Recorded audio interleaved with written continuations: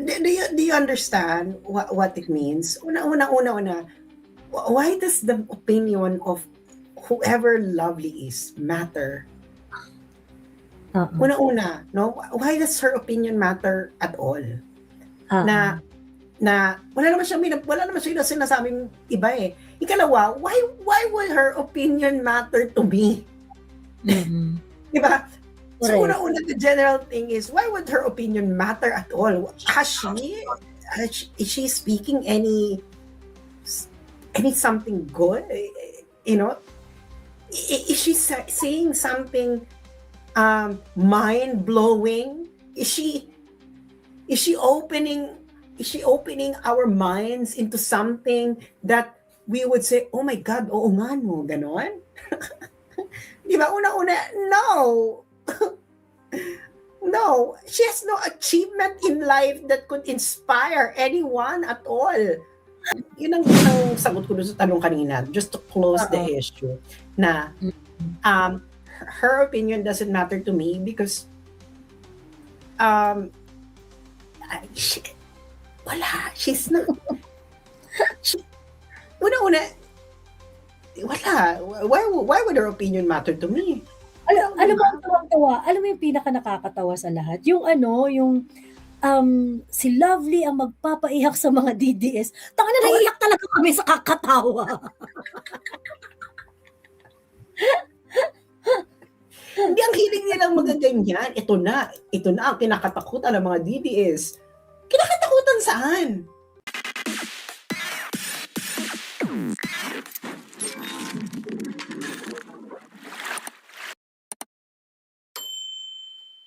Yap, yun, million sa credit card ang ground sa qualified theft na kinaso sa kanya. Grabe niya naman pandirihan si Falsis, medyo naawa ko sa kanya. Ang tawag na nga sa kanya ni Nira Brances. Ang tawag sa kanya Attorney Falls. Si Attorney Falls. Ayun. Well, hindi ko siya pinandidirihan. I just don't like him as a person. Ako nung didiri ako sa kanya. Ako, yun lang. I just don't like him as a person because of how I have, based on my encounter with him. Di ba? Na, ako nga kay Jover nga, parang mas, nung na-meet ko si Jover, parang mas naano pa ako kay Jover eh. Actually, bait mo nga dun kay Jover eh. Di ba, inano-ano ka namin nun? Parang, tinanong-tanong ka namin, ba't ka pumayag na sa mga hindi kasi nakakaalam, there was, si Jover kasi nun, di ba parang in-slander kanya ng bonggang-bongga. Kasi talagang sobrang wagas na slander talaga. Ano talaga siya? Bonggang-bongga talaga siya na pag-slander as in. And then, it was spoken as a fact. So, oo. Tapos at that time, you have to come home. Kasi nasa nasa Netherlands ka pa nun eh, di ba? Yeah. Sandali, merong issue. Anong masasabi ni Sas kay Lovely at sinabihan siyang taksil sa bayan? Wala. Ano ba? Who is she? Parang, taksil because? Di ba in-explain nila? Hindi, parang taksil because? Diba? Anong pagtataksil? And what exactly, you know what? Filipinos really have to elevate the way they think about things. Para hindi sila, para hindi sila magugoyo. There are a lot of Americans who are criticizing the policies of their country, that they are not aligned with it. Like, for example, si Jeffrey Sachs. Jeffrey Sachs is an American. He's criticizing and saying things about the country, etc. Why is no one calling Jeffrey Sachs as a traitor to the United States? Please do it. Do you understand what it means? Una, why does the opinion of whoever lovely is matter? Oo. Una-una, no? Why does her opinion matter at all? Oo. Na wala naman siya sinasabing iba eh. Ikalawa, why would her opinion matter to me? Mm-mm. Di ba? So Correct. una-una, the general thing is, why would her opinion matter at all? Is she speaking any something good? You know, is she saying something mind blowing? Is she opening our minds into something that we would say, oh my God, oo nga no, ganon? Di ba? Una-una, no. No, she has no achievement in life that could inspire anyone at all. True.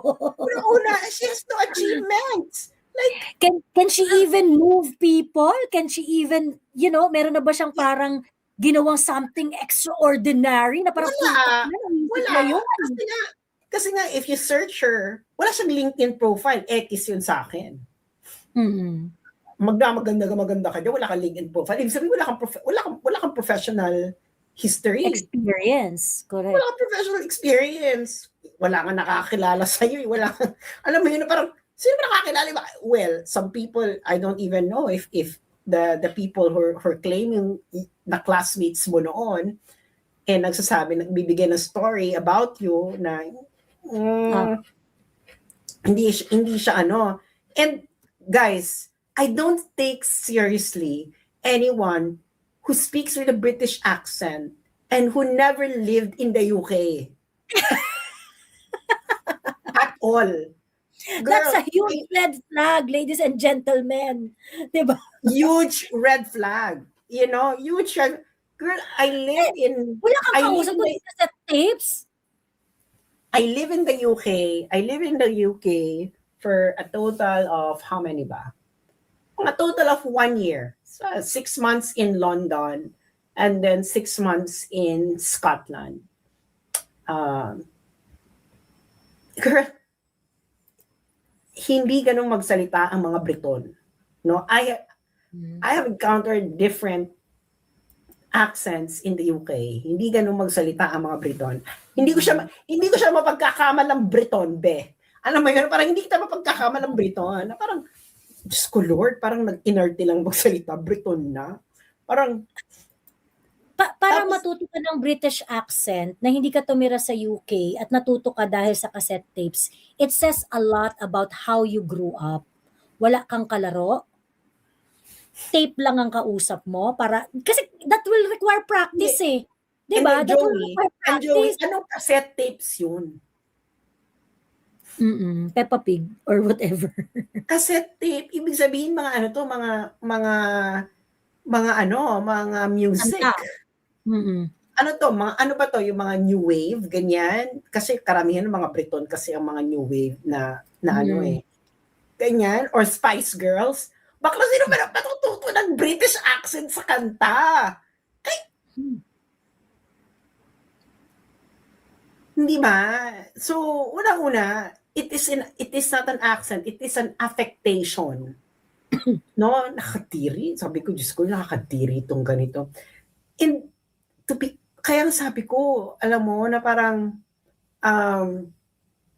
ano talaga siya, girl? I can sense na meron siyang issues. Yun ang masasabi ko. Meron siyang personal issues. Yan yung sabi ni Carlo Galay David. Sabi niya, bakla, kung natuto ka mag-accent dahil sa technical actually approach ni Carlo David Galay dun sa reaction niya sa British accent ni Lovely. Ang dami niyang ni-reveal sa pagkatao mo. Kasi, kung matututo ka ng, for the sake of argument, sige sabihin na natin na natuto ka ng British accent sa cassette tapes.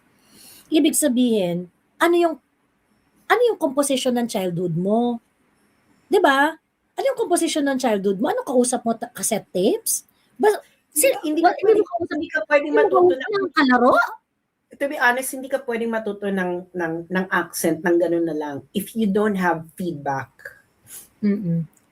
Like, na conversational? Hindi. Kaya nga yung mga nasa call center na talagang nakikerry over na nila yung American English accent kasi na araw-araw kausap mo mga Amerikano. Mm. Pero ikaw lang talaga kinakausap mo yung sarili mo, bakla wala kang feedback. Wala kang Kaya nga mix yung accent niya parang Australian na British na hindi mo maintindihan eh. Girl, wala girl. Hindi gano'n ang mga Australiano, girl. Hindi Girl. yung vowels, yung vowels. Why? Yung vowels. Hindi gano'n. Hindi Mga ganun. gano'n. Hindi gano'n, girl. It's not that at all. Like, hindi mo talaga magkakamalan. Talagang pag pinakinggan mo siya, affectation. Nagfi-feeling. Parang ang feeling naman ito. Oh, kita mo di ba Roddy? Hindi yan na magsalita ang mga Briton. Never, hindi, saka alam kong bakit ko masasabi hindi kasi hindi ganun talaga. It doesn't sound British accent at all. It is hindi nga niya alam, girl, nagbe-British accent ka pero yung mga English words mo American English. Doesn't make sense. It doesn't make any sense. Saka yung niya, yung sentence construction niya, hindi gano'n ang sentence construction ng mga Ano yan, Sas? Ang tawag dito, kasi parang ka-age ko tong si Lovely eh. Ka-age ko to si Lovely. Nung high school ako, meron akong best friend. Tapos yung best friend ko at saka ako, parang ang trip namin sa buhay minsan, parang nagbe-British-Britishan kami. Yung mga ganun, yung pagka mag-uusap kami British-British, pero yung mga trying hard lang talaga mag-kemerut, ganyan-ganyan. So ako, feeling ko, siguro kaka-practice niya, ganyan-ganyan. O di sige, nagtunog ka ng whatever it is that you want to sound like, ganon. Pero, alam mo yung kahihiyan na kailangan mong lampasan sa sarili mo to adapt it as your own. Hindi mo naisip yun. Hindi saka alam mo kaya hindi talaga totoo. Hindi na carry over yung British accent niya sa Tagalog. Kasi girl, yung mga lumalaki kaya nga 'di ba, yung mga lumalaki na bata pa sila, lumaki sila sa UK. Kita mo si Bretman Rock. Nung lumaki siya sa US, marunong pa siya mag-Tagalog before siya pumunta ng US. Pero dahil nga English na yung primary language, etc. Pag magsalita na siya ng Tagalog, naki-carry over yung American intonation sa Tagalog. Ganon din sa mga Briton, ng mga Pilipino, nagmarunong sila mag-Tagalog, pumunta ng UK, tapos of course ang primary language is English. So yung accent nila ng English nila doon, naki-carry over nila pag nagsalita na sila ng Tagalog. Parang ganito lang, Bisaya ka, 'di ba? Pag magsalita ka ng Tagalog, yung accent mo ng Bisaya, naki-carry na mo dun sa Tagalog. Hindi ba? So kaya sabi ko, hindi ito kasi nga hindi nag-migrate yung accent niya na tinatawag niyang British sa Tagalog niya. So ibig sabihin, bakla, ano ka lang girl, you are play acting. Ano yan, ang tawag dito yung nag-role play yan ng bonggang-bongga nung bata. Nag-practice ng British accent the way she understood British accent. Pagkatapos, hindi siya naka-move on doon. Actually, ang disturbing dyan is yung fact na bakla talaga inaccept mo, niyakap mo yung bagay na hindi naman talaga ikaw. Yun yung disturbing doon. Na parang, kasi sa totoo, to be honest nung high school naman talaga, ganyan naman talaga trip ng mga estudyante, yung parang accent-accentan ka, ganyan-ganyan, yung mga ganong etches. But of course, at the end of the day, pagka merong sumampal sa'yo, yan sigaw mo, di ba? Yun yung natural mo, ganon. The justification that you have to go through na natural mo yung ganon, parang sobrang, ang dami mong bypass na rational thinking just to get there. Yun yung nakaka-disturb dito kay Lovely, na parang, nakuha ko ang aking British accent because kinemular. Yan o, because of cassette tapes. Yun yung sobrang disturbing at yun yung sobrang nakakadiri. Ayun. And what's the pink celebrate about her charming and that's what the pink celebrate about her charming accent.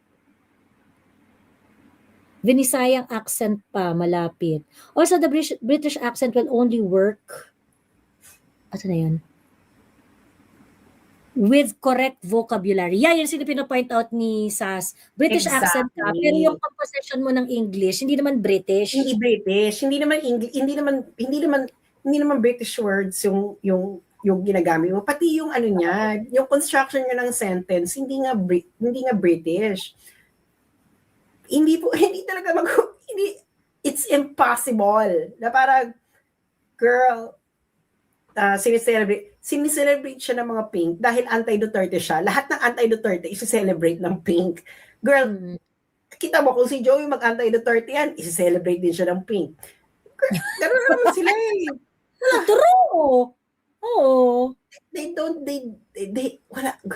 Wala talaga silang ano.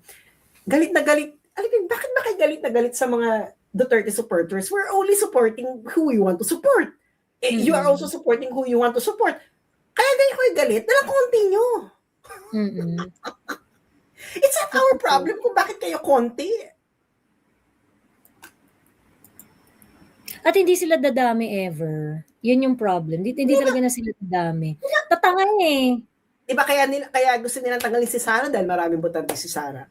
Tapos diba meron pa sa yung paiklat na kailangan lumayas na ng Pilipinas ang mga DDS, ganyan. Bakit yung mga DDS na lalayas? Sila mas marami sa inyo. Hindi ba dapat kayo lumayas? Di ba kayo nagsasabi nung nalalayas kayo kung maging presidente si Duterte? Hindi ba kayo lumayas? Hindi kayo lumayas. Correct. May ibang vocab sa British English like zucchini, courgette ang British. Like zucchini, American, courgette, British. Si Darren Espanto lang hanga ako, born and raised in Canada, pero ang Tagalog niya walang puwang. Sabi ni Joyce Buckley. Ayun. I used to work for a British employer. I would hear words in our regular conversation like demise, despondent, etc. Iba kasi talaga yung vocab nila eh, di ba? No, because it's proper English. Alam mo yan? It's a proper English. Well, they originated the language. So, ano magagawa mo? So kaya nga yun na nga, na parang, bakit mo kailangan, yun ang sagot ko doon sa tanong kanina, just to close the issue, na her opinion doesn't matter to me because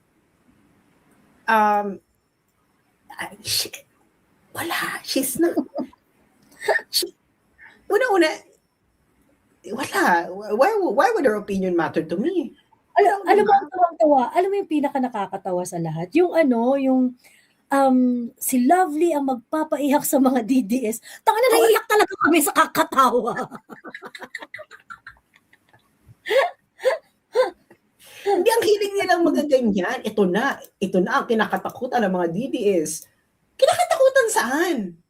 Oo. Well, natatakot kami sa kanya dahil, for me, she looks unhinged. She seems to be unhinged. She seems to be going through some sort of issues. Yun ang sabihin ko. Hindi ba? Tingnan nyo kanya actuations. Pero yung kumbaga parang dahil the way she carries herself now reveals so many things about her past. And one of it, yung mga unresolved issues niya. Meron siya mga unresolved issues na parang, Bex, mukhang hindi mo pa kilala ang sarili mo hanggang ngayon. Exactly. Hindi ka pa tinatanggap na part ng sarili mo hanggang ngayon. May ganun yung issue kasi nga, girl, wala kang digital footprint. Ang digital footprint mo lang is anti-Duterte ka. So you're a ghost. So ibig sabihin, anong relevance ito sa buhay before? Ibig sabihin, may tinatago. Yes. Meron yung may tinatago. So nakilala ka lang dahil naging anti-Duterte ka. Other than that, wala ka. Girl, marami nang naging ganyan ng mga kakampings na mga anti-Duterte sinelebrate nila tapos sinapon na lang nila sa lansangan. Because si Jover, where is Jover now, 'di ba? Ayoko na lang sabihin kasi naawa ako nun kay Jover eh. So, Pero I remember, Sas, we had a conversation about it sa TikTok pa. Nandito ka pa sa Pilipinas noon eh. Kasi tinanong ka namin na bakit ka pumayag na mag-settle? Kasi that libel case na sinampa, nag-undergo siya ng mediation.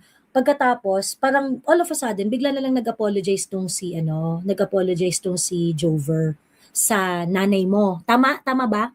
Sa nanay mo naka-point yung apology, di ba? That was your yeah, condition. yes. Mag-apologize si Jover sa nanay ni Sas. Kasi ultimately ang naapektuhan naman talaga doon sa mga slanderous na words ni nanay ni Sas. So that was the condition. And then so nag-agree si Jover, nag-post siya, ganyan-ganyan. And then eventually the case was dismissed. Parang tinanong namin siya, ba't ka pumayag? Ba't ka umeme-eme? Ganyan-ganyan. Ang tawag dito. And I remember I remember Sas's response nung time na yon. Sabi niya, girl, pagka kunwari ikaw, nanalo ka na, nag-apologize ni, pag ikaw nanalo ka na, yung tao, pag nakikita mo bang bumagsak na siya, sisipa-sipain mo pa, nasa lupa na nga. Kasi at that time, Jover was experiencing a lot of unfortunate events in her life. Yeah, a lot of unfortunate events na naghiwalay sila ng asawa niya. So she's a single mother. And tapos na-stroke pa siya. So parang, girl, parang, parati na ako nananalo dun sa lahat ng procedures eh. So parang, ang ano ko noon is, okay na yon. So parang, Tsaka nag-apologize naman na siya, di ba? Yung nag-apologize siya sa... Kasi nga maraming battle yun eh. Before napunta ng trial, ang daming battle. Oh well, thank you to Ahmed and Trixie, no? Parati kaming win sa lahat ng challenges, ganyan. And then tapos na stroke siya, and then single mother, and I was like, girl, what satisfaction would you get to see a single mother, a stroke, who is still recovering from stroke, and dragging her to the court instead of her spending her energy taking care of herself so that she could take care of her son. So, ganun lang kasimple yun. Supervisor, pero kung kakabinggan, hindi na yung tatapak-tapak. So, ganun na kasimple yun. Kasi nga, parang, do you still need to punish her when life already did? So, parang ganun. Parang ganun, di ba na, do you still need to punish her when life already did? So, parang, na lang, well, maybe it's the Christian influence in me, no, na I grew up in a Christian school, I've been educated in a Christian school. And yeah, that compassion. Na parang yung mga Kristiyano eh, di ba? You have to be compassionate kay Emil or Emer. na parang wag mo lang parang sabihin, di ba sabi ng mga Kristiyano na ginawa na ni Lord. Si Lord na ang gumante. Parang gano'n. So parang, parang dead man na parang okay. So, and tapos na. So, nagsarado na yung chapter and etc. Pero, yun na nga. Nakita ko talaga na ako yung nasa magandang eksena, and then tapos na, and then... And wala na si Jover. I mean, I don't know if she's still being supported. Kasi if I remember it correctly, it was Kiko Pangilinan who paid for her law school eh. Hindi ko nga alam kung nag-graduate na yan eh, or kung natapos parang, na yung law school. Ewan ko kung nag-graduate to whatever. And then, di ba, nawala nga siya dun sa lumipat na ng Cavite. Wala na siya dun sa dati niya tinitiran sa California Gardens. Kapit-bahay ko siya nun doon. Kapit-bahay mo? Kapit-bahay ko siya, nakikita ko siya. Ginaganon ako ng jowa ko. Sabi, tingnan mo dun, may pangit oh.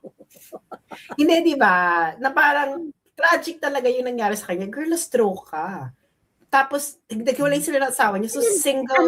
yung stroke na hindi ka pa ganun kasyonda, ang hirap nun She's Diba? younger than me. Girl. So, parang, Oo. serious? Sa ganun talaga ako. Parang, Oo.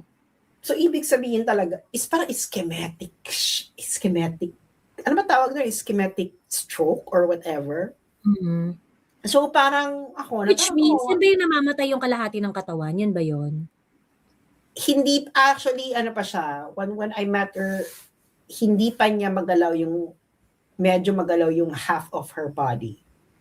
Kaya sabi niya sa amin na, pasensya na ha, pipirmahan ka na, babagal akong pumirma kasi na-stroke ako, ganyan, sabi niya. Oo. So, ischemic Ischemic stroke. ischemic stroke ba yung tawag doon or whatever. Mm-hmm. So, parang ako, parang kakaawa naman to si Jovi. Parang, can you imagine, nakatira siya ng Cavite, tapos pababiyahihin mo siya every time sa Taguig. So, parang, paano yung anak? Sino nag-alaga ng anak? Sino nagaganyan? Sino nagaganyan? So, parang okay na. Ano ko na ang point ko. Na-raise ko na yung point ko and then that's it. At saka parating naman kami nananalo eh. Kami na parating nananalo sa mga challenges. Ilan yung mga ano mo nun? If I may ilan yung mga kaso mo nun? Na mga ganyan-ganyan? Yun lang? Oo. Tapos nag-counter nga siya. Di ba yung nag-counter nga siya? Tapos yun yung naging nagalit sa akin sa isa nating kaibigan. Oo. Nagalit siya. Na parang, bakit nagagalit sa akin? Ikaw na nung kino-cross-examine ko, tinanong ko kung may kinalaman ako, sabi mo wala. Wala hindi naman ako nakasama dun sa puro ikaw yung, hindi naman pala ako kasama dun sa kaso ni Jover Laban dyan. So, anyway, so yun lang. And then, ayun lang eksena na parang, that is already the eksena ng buhay. Kasi, ang haba din kasi nung kaso, girl, Kasi, oo. Yeah, kasi yan 20, I remember yun, earlier. Girl, 2022. 2018. Girl, 2018. Nung na-resolve siya, parang 2022. Girl, 2018. Tapos, nag-trial proper lang siya, 2022, May. Girl, 19, 20, 22. Girl, 4 years kami nagbabakbakan sa pa lang, pre-trial. Wala pang hindi pa umaakit ng trial level. Parati naman kami nananalo. Oo. Parati kami nananalo sa challenges. So sabi ko, parati nagbibigay sa akin ni si Trix. So, panalo kami sa challenges. So sabi ko, in fairness, parati sa challenges. Kaya nga sabi ko, kung tuloy ko yung kaso, go ako. Tapos kasi may mga nangyari pa sa loob ng korte na nakakatawa. Hindi ko pwede kwento dahil ewan ko parang it's improper to tell the story siguro, no? Pero may mga nakakatawa nangyari sa loob ng courtroom. Kami, kasama ko pa si Tom. Si Tom yung hindi ba karating si Attorney Tom Berenguer. Oo. Sabi ko, my God, Tom, nakakaloka nangyayari. Nakakaloka talaga. Ang judge pa namin nun, yung dating NBI director. Si Sir Jimmy at Jimmy Santiago. Oo. Pero alam mo, fair daw talaga yan si Jimmy Santiago. Nakakaloka ako. Tapos, basta merong nakakaloka. Gabi ko, my God, Tom, ganito ba sa korte? Kasi talagang nagagalit si judge. Pero hindi kami, yan sabihin ko, hindi kami pinagagalitan. So ganun ang nangyari. And then ang eksena na ng buhay ay ako naman parang okay na. Parang okay na to. Diyos ko, 4 years na tayong parating nananalo. So parang kung itutuloy natin to, sigurado panalo tayo. Pero nga, eto na lang. Tsaka lagi rin talo si Jover doon Kasi di ba kinasuhan rin niya nun si Franco Mabanta. Talo rin siya kay Mabanta. And yung pagkatalo niya kay Franco Mabanta, masyadong embarrassing. Yes. Meron pa article si Franco Mabanta na, you are now legally pangit. As in, yung talagang parang ano, yung, wow, talaga kakasuhan mo ko dahil tinawag kitang pangit. Eh, Hindi, ano na. nanalo si Franco Mabanta. So now, I can now say that Jover is legally pangit. Pero ayun na nga eksena ng buhay. And then, ayun, na parang, kung nakadapa na, huwag mo na sipa-sipain. So, hayaan mo na siyang well, wala kasi akong psychopathic traits. Siguro kung may psychopathic traits ako, i-enjoy ko ang every moment of it. Kaso wala akong psychopathic traits. So, yun na lang ang eksena ng buhay. So, has there been in any kakamping na ginawa yung same na ginawa ni Sals? Yung umabot sa kaso tapos nung nag-apology, natras na kaso, mga pins kasi mapagiganti. I don't know. I don't really follow what's going on with them unless mapadaan sa wall ko. Eh, wala naman dumadaan sa wall ko. So, ayoko kasi ng mga ipokrito. So, kaya hindi ko pinapala mga ipokrito. Pag ipokrito, dead, Diyos ko Lord. Life is too short to spend time with people who are not cool. Ayun. Ikaw ang topic ni Patty Bao ngayon, Miss Joey, ha? Miserable ang mukha niya. Yaan nyo na. Actually, nakakausap ko yan si Patty Bao before. Umaakyat yan sa live ko. Ang problema kasi sa kanya, sinungaling siya talaga. Yung typical kakamping ba na pag nako-corner mo na doon sa mga points nila, biglang mag-change ng goalpost. Ganon. Tapos umamin siya, sabi niya ganon, well, Joey, kasi hindi naman talaga ako marunong sa politics, ganyan-ganyan, ineme. Yun naman pala, ikaw mo pala marunong, ba't ka opinion kang tanga ka? 'Di ba? Aminado siyang wala siyang alam, pero opinion pa rin. So what are you doing it for? 'Di ba? Hindi ba po pwedeng observe? Ganon. Pagkatapos gusto mo pakikinggan pa namin, bibigyan pa namin ng premium opinion mo. Ayun. Kaya nga I'm proud of being aligned with you guys kasi I know I'm sane, sabi ni I Am Invisible. I think Chris withdrew her qualified theft case kay Nico Falsis. She's definitely yellow, pero yun lang natandaan ko.